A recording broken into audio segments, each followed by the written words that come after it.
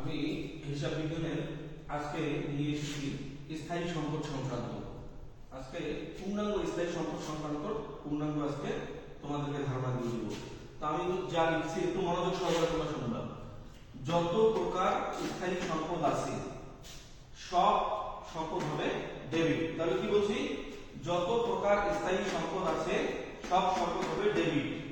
স্থায়ী সম্পত্তির নামে হবে ডেবিট। তাহলে কি বলছি? স্থায়ী সম্পত্তির নামে হবে কি? ডেবিট। আর যেভাবে কিনবে সেটি হবে ক্রেডিট। তাহলে আমাকে কথা বলে তোমাকে বুঝতে হবে, তারপরে তুমি যাবে দেখা। তাহলে কি বলছি? যত প্রকার স্থায়ী সম্পদ আছে সব সম্পদ হবে ডেবিট। স্থায়ী সম্পত্তির নামে হবে ডেবিট। আর যেভাবে কিনবা সেটি হবে ক্রেডিট।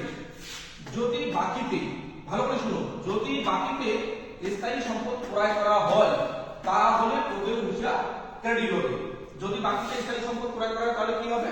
প্রদেয় হিসাব ক্রেডিট হবে। এবং যেভাবে টাকা পরিশোধ করা হবে, অর্থাৎ প্রদেয় হিসাবকে তুমি যেভাবে টাকাটা পরিশোধ করবা সেটি হবে কি? ক্রেডিট। যদি কোনো স্থায়ী সম্পত্তির উপর অবচয় ধার্য করা হয় তাহলে অবচয় হবে ডেবিট। আর যে স্থায়ী সম্পত্তিটার উপর তুমি অবচয় ধার্য করবা সেটা হবে ক্রেডিট।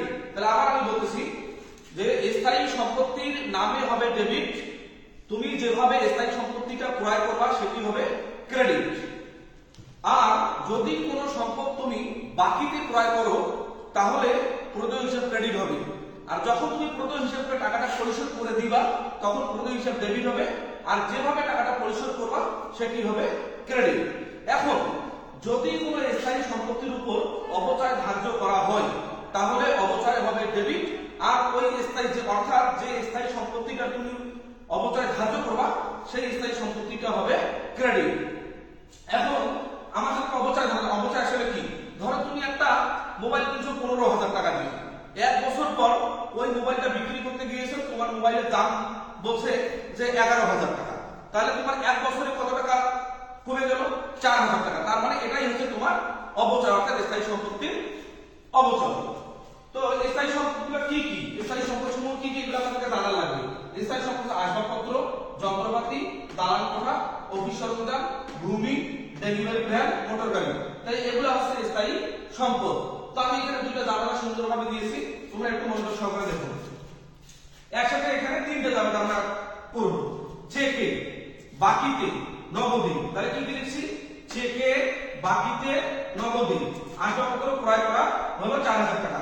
তাহলে আমি বলছিলাম তোমাদেরকে প্রথমেই শুরুতে দিয়েছিলাম যে তুমি যেভাবে সম্পত্তিটা ক্রয় করবা সেটা হবে ক্রেডিট, আর যে সম্পদটা ক্রয় করবা সেটা হবে ডেবিট। তাহলে তুমি কি ক্রয় করছো? আসবাবপত্র। তাহলে আসবাবপত্র হিসাব ডেবিট। আচ্ছা, কিসের প্রথমে তুমি কিসের মাধ্যমে করা? চেক। চেক মানে ব্যাংক। চেক মানে কি? ব্যাংক। চেক মানে ব্যাংক, মনে রাখবা, চেক মানে ব্যাংক। তাহলে ব্যাংক হিসাব কি লিখলাম? ক্রেডিট। এটা একটা। এরপরে যত টাকা হবে আসবাবপত্র ডেবিট হবে। আসবাবপত্র হিসাব ডেবিট। এবার বাকিতে। তাহলে বাকিতে মানে কি? প্রদেয়। এই যে বাকিতে মানে কি হিসাব লিখছি? প্রদেয় হিসাব। এই যে প্রদেয় হিসাব কি লিখছি? ক্রেডিট 4,000 টাকা। এরপরে টাকা কি লিখছো? নগদে। তুমি নগদে আসবাবপত্র ক্রয় করছো। তাহলে আসবাবপত্র তো ডেবিট হবেই, স্থায়ী সম্পদ, আসবাবপত্র হিসাব ডেবিট। যেহেতু এবার নগদে ক্রয় করছো, নগদান হিসাব ক্রেডিট 4,000 টাকা। এরপরে আমি আরেকটা বলছিলাম যে যদি কোনো স্থায়ী সম্পত্তির উপর অবচয় ধার্য করা হয় তাহলে অবচয় হবে ডেবিট, আর স্থায়ী সম্পত্তিটা হবে কি? ক্রেডিট। তাহলে আমি কার উপর অবচয় ধার্য করছি? যন্ত্রপাতির উপর অবচয় ধার্য করা হলো 2,000 টাকা। তাহলে কিসের উপর? যন্ত্রপাতির উপর। তাহলে আমি কি এখানে লিখছি? অবচয় হিসাব ডেবিট, যন্ত্রপাতি হিসাব ক্রেডিট। এখন মনে করো যদি বাকিতে 3,000 টাকা আসবাবপত্র ক্রয় করা হলো, এই যে আমি দেইনি কিন্তু আমি মুখে বলছি, বাকিতে 3,000 টাকার আসবাবপত্র ক্রয় করা হলো। তাহলে কি ক্রয় করেছে? আসবাবপত্র। তাহলে আসবাবপত্র হিসাব ডেবিট। আর আমি শুরুতেই বলছি বাকিতে ক্রয় মানে প্রদেয় হিসাব। তাহলে প্রদেয় হিসাব কি হবে? ক্রেডিট। এখন মনে করো এটা ঘটছে তোমার 7 তারিখে। এখন তুমি 15 তারিখে আরেকটা লেনদেন করছো, সেটা হচ্ছে প্রদেয় হিসাবকে টাকা পরিশোধ করে দিছো, নগদে টাকা পরিশোধ করে দিছো। তখন তোমাকে লিখতে হবে প্রদেয় হিসাব ডেবিট, নগদান হিসাব ক্রেডিট। 3,000। কথা ক্লিয়ার?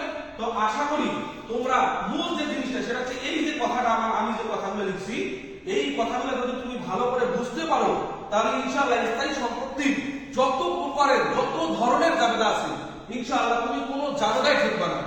তো আমার ভিডিও ভালো লাগলে তোমাদেরকে আশা করি লাইক শেয়ার কমেন্ট করে দিবা, আমার পাশে থাকবা। ধন্যবাদ সবাই।